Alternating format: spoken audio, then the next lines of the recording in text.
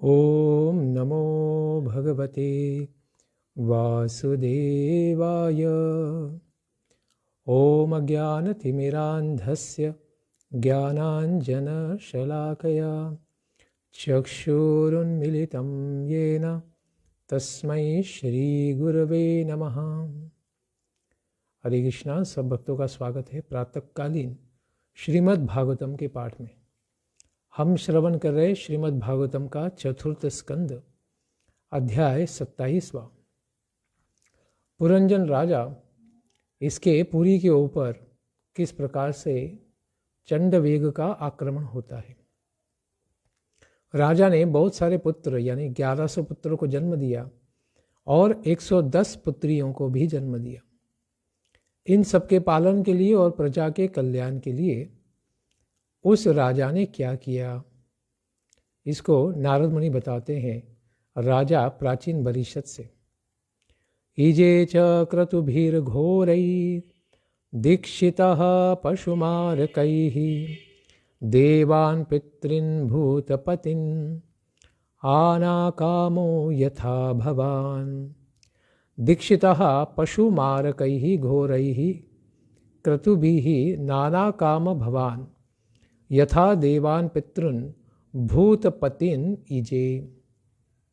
इस प्रकार से यज्ञ में वह दीक्षा लेकर ग्रहण करके पशुमारकैः घोरैः, घोर रूप से जिस प्रकार से पशुओं को मारा जाता है, उनकी आहुति दी जाती है, इस प्रकार के क्रतुभिः यानी यज्ञों के द्वारा किस लिए नाना कामः अनेक प्रकार की कामनाओं से युक्त होकर फिर उसने देवान देवताओं के लिए, पितृन पितरों के लिए और भूतपतिन यानी शिवजी महाराज और भूतों के नायकों के लिए इजे आराधना प्रारंभ कर दी।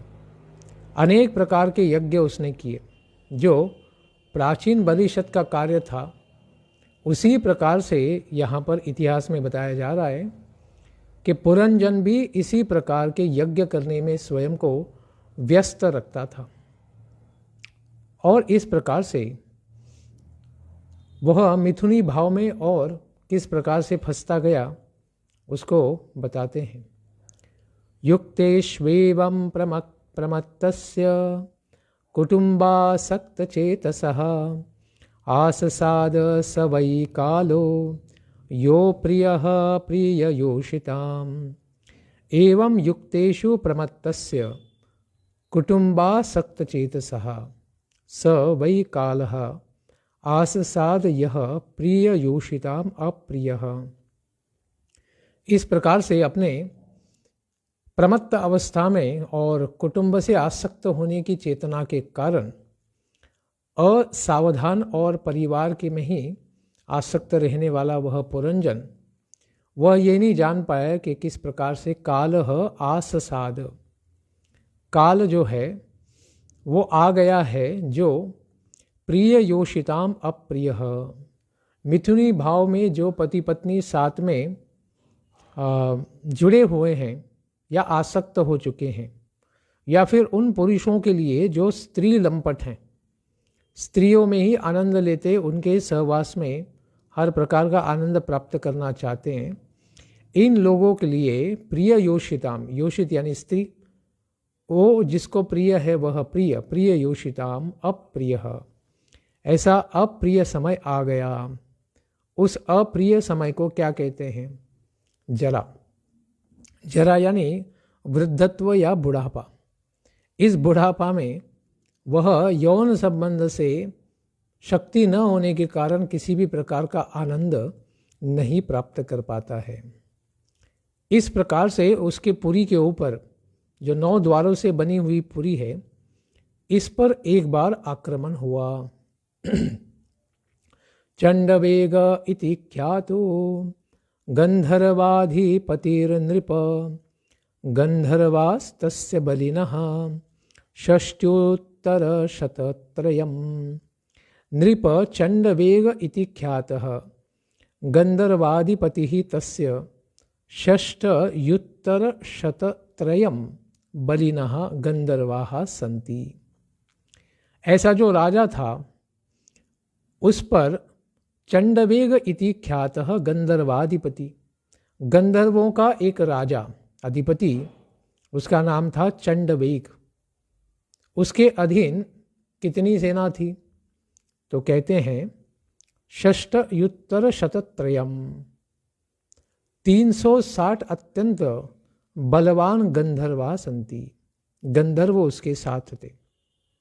तो ये जो काल होता है वो संवत्सर के रूप में आता है और उसके इस प्रकार से 360 या 365 उसके सैनिक साथ में लेके आता है। यही काल चक्र के द्वारा सबको देखने को भी मिलता है। गंधर्व्यस्तादृशी शिरस्य मैथुन्यश्च सितासितः परिवृत्या विलुम्पन्ति सर्वकाम विनिर्मिताम्। अस्य मैथुन्य सितासिताः गंधर्व्यः तादृशी सर्वकाम विनिर्मिताम् परिलुम्पन्ति। इस प्रकार से अस्य यानी उसकी, मिथुनी भाव जो है उससे रहित वाली श्वेत तथा कृष्ण सफेद और काली वर्ण की गंधर्विया भी उतरती ही हैं, उतनी ही हैं। तो इस प्रकार से एक मास में श्वेत पक्ष और कृष्ण पक्ष इस प्रकार से भी इस चंडवेग की गंधर्विया सेविकाएं होती हैं। तादृशी सर्वकाम विनिर्मिताम परिलुम्पन्ति, वे बारी बारी से चक्कर लगाकर भोग विलास की सामग्रियों से परिपूर्ण उस नगरी को लूटने का काम करती है। यानी 9 द्वारों से बनी हुई इस पुरी को शनै शनै जिस प्रकार से काल आगे बढ़ता है, एक एक पक्ष, एक एक मास, एक एक संवत्सर आगे बढ़ता है, तो उसी के प्रभाव में इसका नाश किया जाता है। शनै शनै यानी प्रतिक्षण इसका नाश किया जाता है। ते चंडवेगानुचरः पूरं जनपूरं यदा यदा हर्तुर्मारेभिरे तत्र प्रत्यषेदत् प्रजागरः। ते चंडवेगानुचरा, तो चंडवेग के इस प्रकार के वे अनुचर, अनुचर यानी उनके पीछे पीछे या साथ में चलने वाले, ये सब उनके सेवक। पुरंजनपुरम, पुरंजन की जो 9 द्वारों वाली पुरी थी उसको क्या करते हैं? हर्तुम आरे भिरे, उसको लूटना प्रारंभ करते हैं। तत्र प्रजागरः प्रत्यषेधत, इस प्रकार से जब वो लूटना प्रारंभ करते हैं तो उस समय प्रजागर रूपी प्राण ने उन सबों को रोका, क्योंकि फिर इसका प्रतिरोध भी किया जाएगा। किसी भी राज्य के ऊपर आक्रमण होता है तो फिर आक्रमण करने वालों का, जो पुरी के अंदर रहने वाले लोग हैं, उनका संरक्षण करने के लिए भी प्रतिरोध तो किया जाएगा। तो यहाँ पर उस पुरी पर आक्रमण करने पर प्रजागरः, प्राण ने उन सबको रोकने का प्रयास किया। तो प्राणवायु जो है वो शिथिल नहीं होना चाहिए। प्राणवायु शिथिल हो गया तो जीवन शक्ति भी धीरे धीरे कम हो जाती है। इसलिए प्राण ने इन सबको रोकने का पहले प्रयास किया। स सप्तभिः शतैरेको विंशत्या च शतं समः पुरंजन पुराध्यक्षो गंधर्वैर्युयुधे बली। पुरंजन पुराध्यक्षः बली सह एकः शतं समाः सप्तभिः शतैः विंशत्या च गंधर्वैः सह युयुधे। उस पुरंजन की पुरी की देखरेख करने वाले जो पुराध्यक्ष थे, महाबलवान ऐसे बली, प्रजागर अकेले ही क्या कर रहे थे? सह एक शतम समा, 100 वर्षों तक 720 गंधर्वों के साथ युद्ध करते रहे। कितना समय युद्ध चला? तो कहते हैं 100 वर्षों तक उसने ये युद्ध आरंभ रखा। तो ये युद्ध कब शुरू हुआ था? कहते हैं कि जब से पुरंजन की पुरी अस्तित्व में आई तब से ही ये युद्ध शुरू हो गया था। तो तब से ये 100 वर्षों तक, तो ये जो गंधर्व हैं, कितने 700 गंधर्व हैं, यानी वो जितने रातें उतने ही दिन, यानी आधा आधा पकड़कर एक साल में इस प्रकार से 700 दिन और रात पकड़ के बनते हैं। इस प्रकार से उन सब का रक्षण करने का प्रयास, इनसे युद्ध करके प्राण ने, प्रजागर ने उस पुरी का रक्षण करने का प्रयास किया। आगे क्या हुआ? क्षीयमाने स्वसंबंधे एकस्मिन् बहुभिर्युधा चिंतां परां जगामार्तः स राष्ट्रपुरबान्धवः। एकस्मिन् स्वसंबंधे बहुभिः युधा क्षीयमाणे स राष्ट्रपुरबान्धवः आर्तः सन परां चिंतां जगाम। अपने एकमात्र संबंधी के अनेक गंधर्वों के साथ युद्ध करने के कारण यह फिर प्रजारक्षक प्रजागर को बलहीन होते हुए देखकर धीरे धीरे वो क्या हुआ? वो क्षीण माने यानी उसकी शक्ति कम होती गई। इसको देखकर पुरंजन को अपने राष्ट्र तथा नगर में रहने वाले बांधवों के साथ अत्यधिक चिंता हुई। यानी उसे लगा कि अभी ये सेनापति हमारा गिरने वाला है, तो फिर सब लोगों का रक्षण किस प्रकार से किया जा सकता है, इसके बारे में पुरंजन को बड़ी चिंता हुई। स एव पुर्यां मधुभुक् पंचालेषु स्वपार्षदैः उपनीतं बलिं गृह्णन् स्त्रीजीतो नाविदद्भयम्। स एव पंचालेषु पुर्यां स्नपार्षदैः उपनीतं बलिं गृह्णन् मधुभुक् स्त्रीजीतः भयं न अविदत्। वह पंचाल देश के इस नगर में अपने पार्षदों द्वारा लाए गए कट को लेकर विषय भोगों को भोगता था। सब अपने सेवकों के द्वारा सारी दिशाओं से उसे बहुत सारा भोग प्राप्त होता था। मधुभुक तो बड़ा सुस्वादु आनंददायी इस प्रकार के भोग उसे प्राप्त होते थे। इन सब का वह लाभ लेता था। और उसी प्रकार से स्त्री जीता, अपनी स्त्री के द्वारा वशीभूत होने के कारण, जीते जाने के कारण भयम न अविदत, उसे भय का पता ही नहीं चला। जिस प्रकार से काल आक्रमण कर ही रहा है प्रतिक्षण, लेकिन उसका दर्शन नहीं किया, तब भी उसका प्रभाव तो शरीर, इंद्रिय और मन के ऊपर तो होता ही रहता है। लेकिन इसके कारण आने वाले मृत्यु को कोई भी टाल नहीं सकता है। इसी प्रकार से चंडवेग के आक्रमण को वो ज़्यादा अभी तक नहीं समझ पाया था, क्योंकि उसका ध्यान केवल भोगों के प्रति था। लेकिन अभी उसने देखा कि प्रजागर, उसको रक्षण करने वाला प्राण ही अभी क्षीण होता जा रहा है, क्योंकि बुढ़ापे में सांस लेना भी कठिन होता है और उस प्रकार से तो सांस भी फूलने लग जाती है और चलने में, भाग तो सकता ही नहीं, चलने में भी दिक्कत होती है। तो जब वो देखता है कि इस प्रकार से मेरा प्राण क्षीण हो रहा है, तो उसे बड़ी चिंता हो जाती है। कालस्य दुहिता काचित् त्रिलोकीं वरमिच्छति पर्यटन्ति न बर्हिष्मन् प्रत्यनंदत कश्चन। हे बर्हिष्मन्, ये प्राचीन बरिषत महाराज नारद मुनि कहते हैं, काचित कालस्य दुहिता, उस काल की एक कन्या भी थी। उस काल की कन्या का नाम था जरा, वृद्धत्व। वरम इच्छन्ति, वह अपने लिए उचित वर को ढूंढ रही थी, यानी पति की इच्छा करती थी, उसकी खोज करती थी। त्रिलोकीम पर्यटन्ति, इस प्रकार से तीनों लोकों में जा जाकर उसे वह ढूंढ रही थी।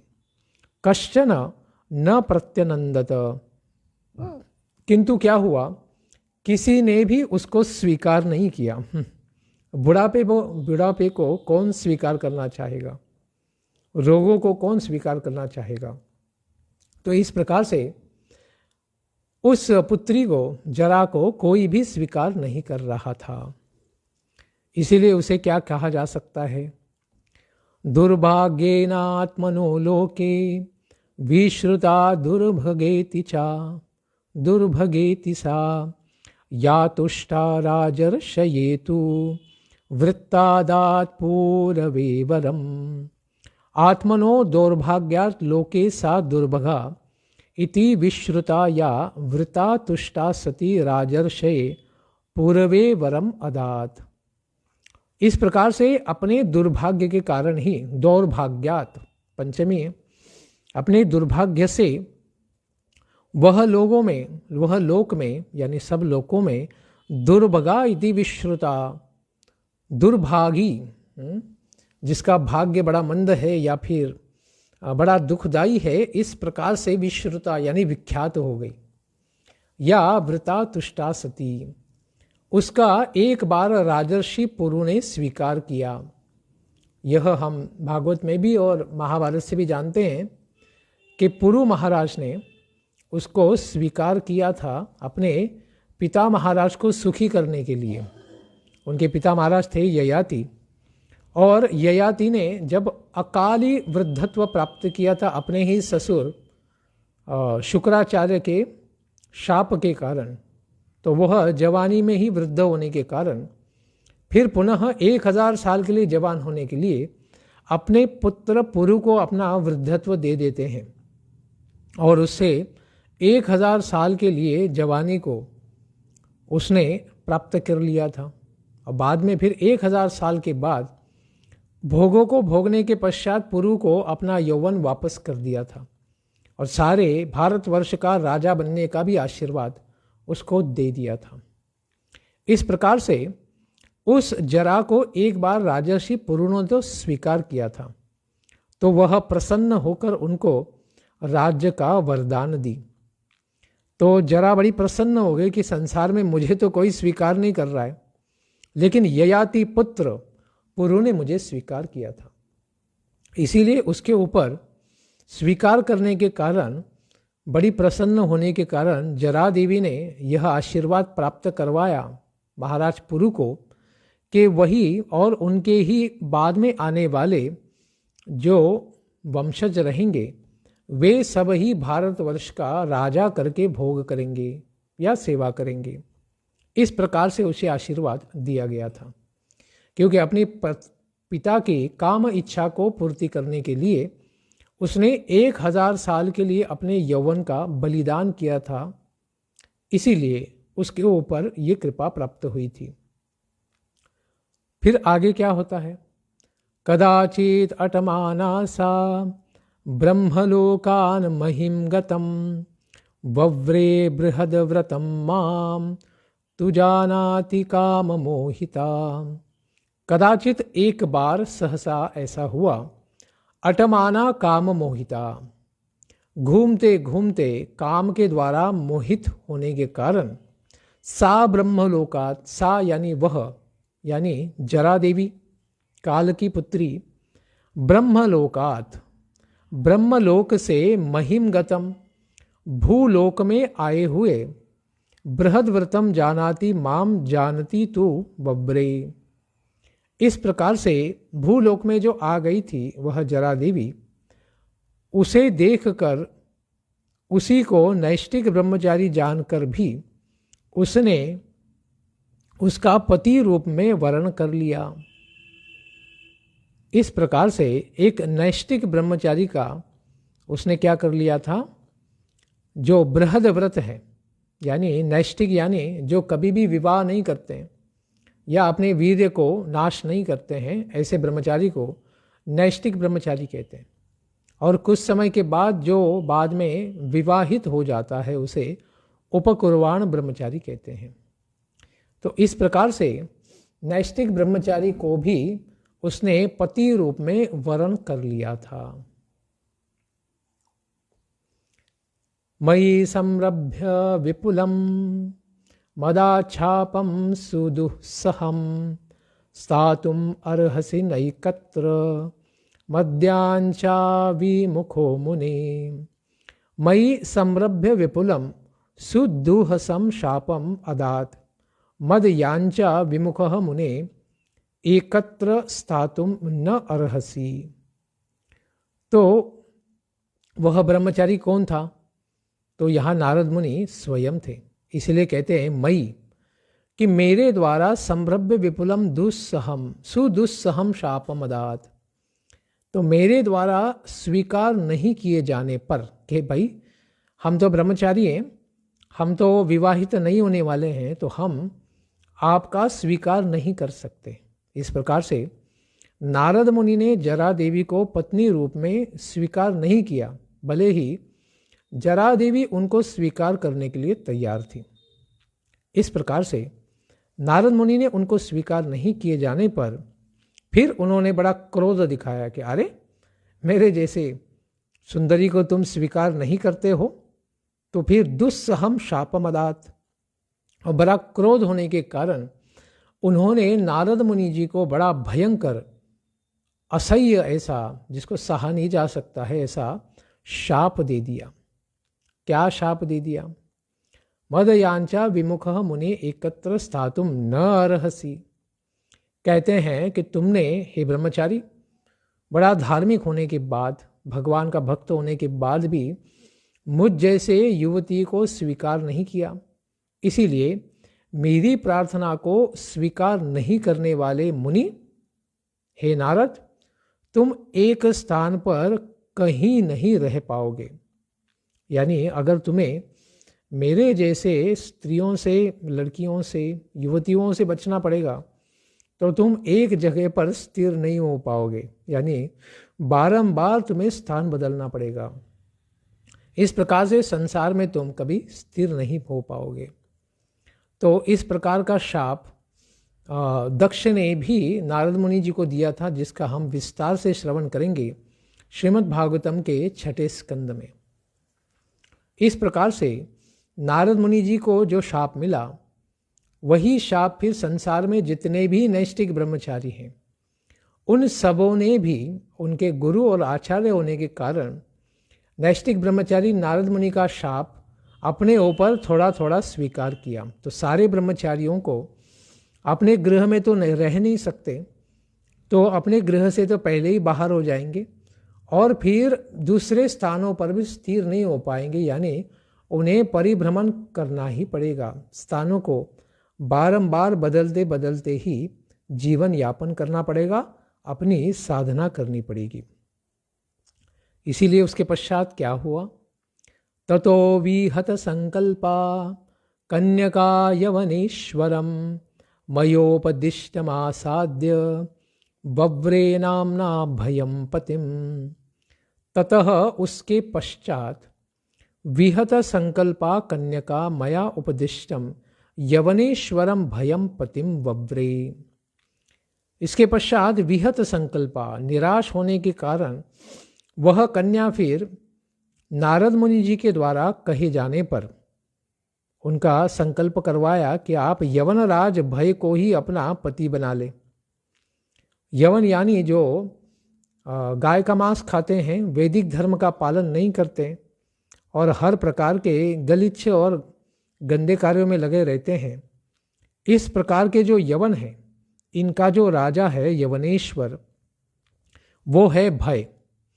तो यवन लोग स्वयं भी भयभीत रहते हैं हमेशा, और दूसरों को भी केवल जो अपने पास है वही तो दान किया जा सकता है, तो दूसरों को भी केवल भय ही प्रदान करने वाले ऐसे यवनेश्वर को ही आप पतिम वव्रे, पति करके आप स्वीकार कर लो। इस प्रकार का उपदेश नारद मुनि जी ने किया।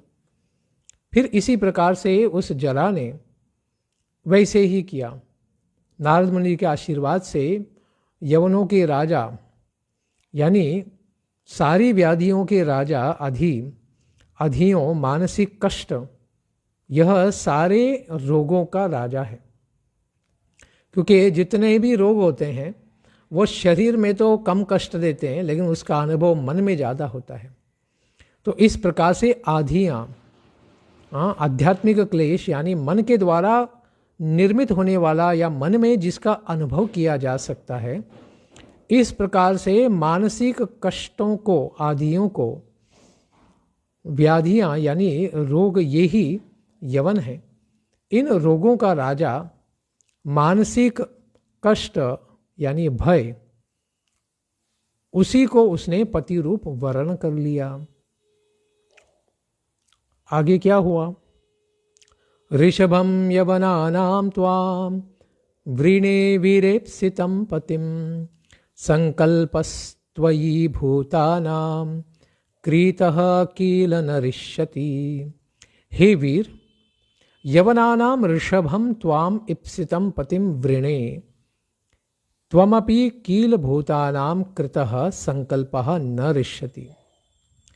आप यवनों के राजा हैं। इस प्रकार से जरा देवी उस यवनों के राजा के पास जाके क्या करती हैं? संकल्प दिखाती है, बताती है कि आप यवनों के राजा हैं, तो मैं आपका अपने पति रूप में वर्ण करती हूँ। आपके विषय में कील भूतानाम, जीवों द्वारा किया गया संकल्प कभी भी संकल्प न रिष्यति, कभी भी विफल नहीं होता है। रिष्यति यानी नश्यति, कभी भी उनके संकल्प का नाश नहीं होता है। जो भी लोग संकल्प लेकर आपके पास आते हैं, उस प्रकार से आप उन लोगों का संकल्प पूर्ण करते हैं, उनकी इच्छाओं को पूर्ण करते हैं। इसीलिए हम आपके पास आ गए हैं, आप हमारी भी इच्छा पूर्ति कीजिए। द्वामिवानुशोचन्ति बालावसत अवग्रहौ यल्लोकशास्त्रोपनतं न राति न तदिच्छति। यत् लोकशास्त्रोपनतं न राति न तदिच्छति इमौ द्वौ आसदवग्रहौ अनुशोचन्ति। तो यत् लोक, जो लोक, जो मनुष्य लोक अथवा शास्त्रोपनतम, शास्त्र के अनुसार न राति, देने योग्य वस्तु का दान नहीं देते हैं। जो शास्त्रों ने भी कहा है, आचार्यों ने भी कहा है, भगवान ने भी कहा है, और लोक में यानी लोक में भी जो परंपरा बनी हुई है, उस प्रकार से दान करने योग्य वस्तु का दान नहीं देते हैं। न तदिच्छति इमौ द्वौ आसदव ग्रहो अनुशोचन्ति। और उसी के साथ जो लोग अधिकारी होकर भी, जिनके पास अधिकार है, प्रशासनिक अधिकार है, ऐसा अधिकार होने पर भी, या फिर उनके पास दान की पात्रता है, जैसे धन की अपेक्षा करने वाले के पास कोई गया लेकिन उसके पास धन है, तो उसके पास धन का अधिकार है। कोई ज्ञान के लिए जाता है ऋषि मुनि के पास, उसके पास ज्ञान का अधिकार है, उनके पास ज्ञान भी है, लेकिन फिर भी उसको नहीं स्वीकार करते हैं। वे दोनों प्रकार के लोग दुराग्रही हैं, अतएव अनुशोचन्ति, शोचनीय है। तो लोक तथा वेदानुसार देने योग्य वस्तु का दान नहीं करते हैं ऐसे लोग, तथा जो लोग उसके अधिकारी होकर भी उसे नहीं स्वीकार करते। देने वाला भी अधिकार रखता है और लेने वाला भी अधिकार रखता है, तो दोनों ने उसको ना नहीं कहना चाहिए। इस प्रकार के लोग अगर उसको ना करते हैं तो ये असद आग्रही हैं। अतएव संत महापुरुष उन लोगों के विषय में शोक करते हैं कि दानी जो है देने के लायक है, दे नहीं रहा है, और जो स्वीकार करने के लायक है, पात्र हैं, लेकिन वह स्वीकार नहीं कर रहा है। तो इस प्रकार से उन दोनों में दोष आ जाता है।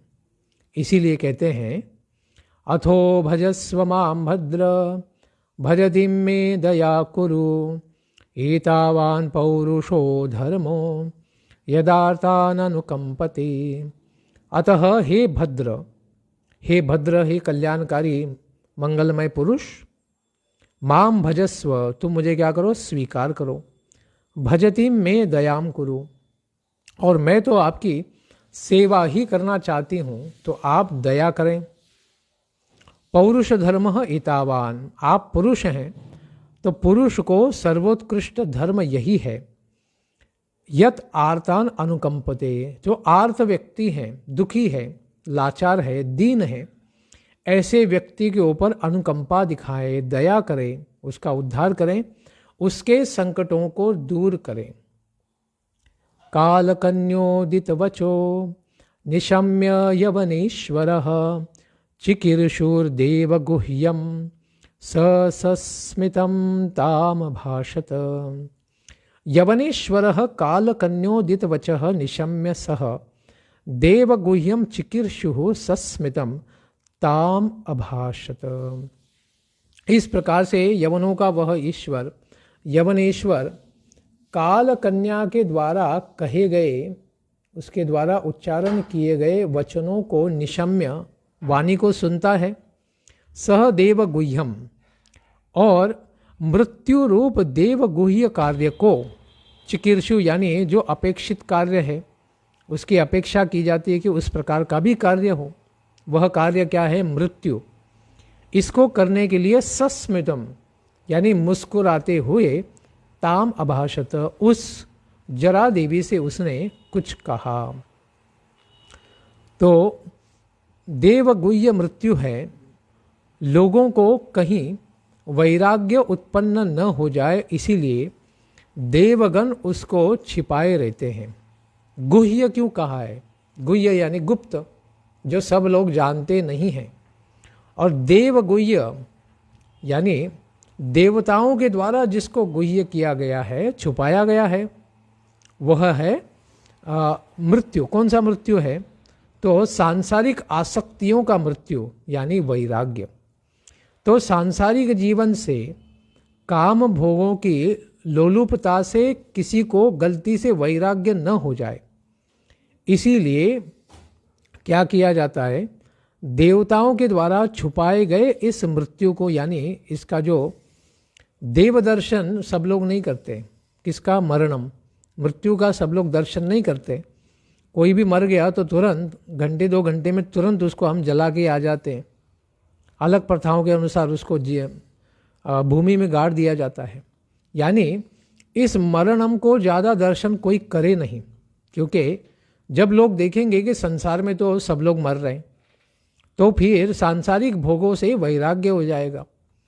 इसीलिए प्राणिनाम वैराग्यनुदयाय देवैर्गोप्यते, इस प्रकार से सांसारिक भोगों से वैराग्य न हो जाए, इसीलिए इस मृत्यु को छुपा के रखा जाता है। और वह एक दिन धमक पड़ता है, यानी एकदम से सामने आ जाता है, और व्यक्ति कुछ विचार करने से पहले ही उसे इस शरीर को त्याग कर नए शरीर में भेज दिया जाता है। इसीलिए नारद मुनि आगे कहते हैं, मया निरूपतस्तुभ्यं पतिरात्म समाधिना नाभिनंदति लोकोयम त्वामध्राम अभद्राम सम्मताम योग समाधिना मया तुभ्यम। नारद मुनि कहते हैं, मैंने अपनी योग दृष्टि के जरा देवी कह रही है अभी यहाँ पर, योग समाधिना, योग में समाधि के द्वारा, मया तुभ्यम पति ही निरूपितः, मैंने यह धारणा कर ली है, समझ लिया है कि मेरे पति तुम ही हो। अभी उसने योग धारणा क्या की थी? नारद मुनि ने ही उसको कहा था, उसने स्वयं से इसको नहीं समझा था। वो तो बेचारी सारी दुनिया में घूम रही थी और उसे कोई स्वीकार भी नहीं कर रहा था। इसीलिए ऐसी देवी को तो नारद मुनि ने ही यह मार्गदर्शन दिया था कि तुम ही यवनों के राजा को पति रूप में स्वीकार करो। लेकिन मैं भी बहुत ज़्यादा योग में प्रगत हूँ, इसको वो दिखाना भी चाहती है। इसलिए उसने कहा कि मैंने योग समाधि के द्वारा यह जान लिया है और निश्चित कर लिया है कि तुम ही मेरे पति बनो। अभद्राम असम्मताम त्वाम अयम लोकः नाभिनंदति। तुम सबका अनिष्ट करने वाली हो। अभद्राम यानी तुम भद्र नहीं हो, किसी का कल्याण करने वाली नहीं हो, क्योंकि वृद्धत्व जरत्व आने के कारण कोई सुखी नहीं बनता है। असम्मताम त्वाम, और कोई भी तुम्हारे लिए तैयार नहीं है। अयम लोकः न अभिनंदति, अतएव तुमको कोई भी इस संसार में चाहता नहीं है, तुम्हारे ऊपर कोई भी प्रेम नहीं कर पा रहा है। क्यों? क्योंकि सबका अनिष्ट करने वाली हो। इसीलिए वह यवनेश्वर आगे कहता है, त्वम अव्यक्त गतिर्भुङ्क्ष्व लोकम कर्म विनिर्मितं याहि मे पृतना युक्ता प्रजानाशं प्रणेष्यसि। कर्म विनिर्मित लोकम त्वम अव्यक्त गति ही भुङ्क्ष्व याम हित्वम मे पृतना युक्ता प्रजानाशम प्रणेष्यसि। तो लोकम यानी इस संसार में कर्म विनिर्मित, कर्म से ही विनिर्मित है इसका, यानी त्वम अव्यक्त गति ही, इसका भोग तुम अलक्षित गति होकर बलपूर्वक करो। क्योंकि अगर तुम्हें कोई देख लेगा तो फिर तुम्हारे पास तो कोई आएगा नहीं, तुम्हारा कोई भी स्वीकार नहीं करेगा। इसीलिए तुम्हें कैसा रहना पड़ेगा इस संसार में? अव्यक्त गति, यानी तुम्हारा प्रभाव कोई तुरंत देख न पाए और धीरे धीरे तुम कार्य करो। इस प्रकार से तुम क्या करो? भुङ्क्ष्वः, सांसारिक जीवों के अंदर प्रवेश करके तुम उनका बलपूर्वक भोग करो। याम हित्वम में प्रतना युक्ता प्रजानाशम प्रणेष्यसि। तुम मेरी सेना को लेकर, यानी यवनों की सेना को लेकर संपूर्ण प्रजाओं का विनाश करो। प्रजा का क्या करो? नाश करो। धीरे धीरे तुम क्या करो? इस कार्य को संपन्न करो, एकदम से मत करो। इसीलिए जरा जो है, वृद्धत्व है, धीरे धीरे शनै शनै आगे बढ़ता है। एकदम से जरा को प्राप्त किए थे केवल पुरु महाराज, वो एक ही क्षण में वृद्ध हो गए थे, लेकिन बाकी सबों के लिए वो अव्यक्त गति ही रहती है, यानी बहुत धीरे धीरे अपना आक्रमण करती है, किसी को दिखाई नहीं देती है, लेकिन हर दिन व्यक्ति को वह बूढ़ा बनाती जाती है, उसे वृद्धत्व प्राप्त कराती जाती है। और इस प्रकार से तुम धीरे धीरे एक का नहीं, सारी प्रजाओं का नाश करो। इस प्रकार से तुम कार्य कर सकती हो। आगे वह क्या कहता है? प्रज्वारोऽयं मम भ्राता त्वं च मे भगिनी भव चराम्यो भाभ्याम लोकेस्मिन् अव्यक्तो भीम सैनिकः अयम प्रज्वारः मम भ्राता। इसी के साथ मेरा एक भाई भी है, यवनेश्वर का एक भाई है प्रज्वारः। तो एक विशिष्ट ज्वर है जो बड़ा ही प्रकृष्ट है, बड़ा ही भयानक ज्वर है, यानी फीवर, ताप। तो यह प्रज्वार जो है मेरा विशेष भाई है, और तुम्हें तो मैं पत्नी रूप तो स्वीकार नहीं करूँगा, तुम्हारी सेवा तो मैं भी नहीं लेना चाहूँगा। इसीलिए यवनेश्वर ने कहा कि मेरा भाई है लेकिन मेरी बहन नहीं है ज़्यादा, इसीलिए क्या करो? त्वं च मे भगिनी भव, तुम मेरी बहन बन जाओ, हम एक परिवार बन जाते हैं और एक साथ सब लोग कार्य करेंगे और सारे संसार का, सारे प्रजाओं का हम लोग साथ मिलकर नाश करेंगे। भीम सैनिकः अव्यक्तः, और मेरे पास बहुत सारे अव्यक्त रूप से बड़ी भयंकर सेना है। भीम सैनिक है, सबको डराते रहते हैं, सबको दुख पहुंचाते रहते हैं। अहम उभाभ्याम लोके चरामी, और फिर मैं क्या करूँगा? सारे संसार में तुम दोनों लोगों को साथ में लेकर सारी सेना को, भयंकर सेना को भी छुपाते हुए हम लोग संचरण करेंगे और सब लोगों का नाश करेंगे। इसीलिए कहा गया है मृत्यु से पहले जरा आती है और जरा के साथ साथ उसका भाई यह प्रज्वार यानी ज्वर भी चलता है। और मृत्यु को भी कहा गया है कि मृत्यु के समय में भी ये प्रज्वार बड़ा भयानक आक्रमण करता है और शरीर का तापमान बहुत अधिक बढ़ाकर फिर मृत्यु का कारण बन जाता है। इसलिए मार डालने वाला यह जो प्रज्वार नामक वैष्णव ज्वर है, इसने माहेश्वर ज्वर को व्याधियों में डाल दिया था। तो यह ज्वर या प्रज्वार कौन सा है? तो कहते हैं यह वैष्णव ज्वर है। यह वैष्णव ज्वर दो प्रकार का है, एक माहेश्वर ज्वर है और एक वैष्णव ज्वर है। तो माहेश्वर ज्वर गर्मी देने का कार्य करता है, यह गर्मी दे पर संताप देता है, उसके द्वारा दुख देता है। लेकिन वैष्णव ज्वर जो है वह ठंडा करके दुख देता है, या फिर उसको यह ठंडे के दिशा में यानी माइनस डिग्री में कह सकते हैं। जैसे प्लस डिग्री यानी गर्मी बढ़ना और माइनस डिग्री सेल्सियस यानी ठंडा कर देना। तो इस प्रकार से ठंडी की दिशा की ओर का ये ज्वर है और माहेश्वर ज्वर गर्मी की दिशा का ज्वर है।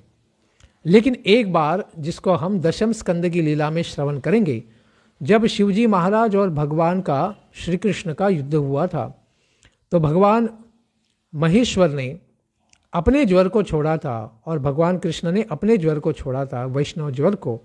तो इन दोनों ज्वरों में युद्ध हुआ था। तो उसमें तो वैष्णव ज्वर ने तो माहेश्वर ज्वर को भी इतनी जोर से ठंडी लगा दी कि वह भी मरने आ गया था और वह फिर भाग गया था। इस प्रकार से वैष्णव ज्वर जो है तो वह इस यवनेश्वर का भाई है और जो जरा जो है उसने बहन बना लिया और इन दोनों को साथ में लेकर अलक्षित गति होकर अपने भयंकर सैनिकों के साथ फिर वह सारे संसार में विचरण करने लगा और सारे जीवों को वह दुख देने लगा।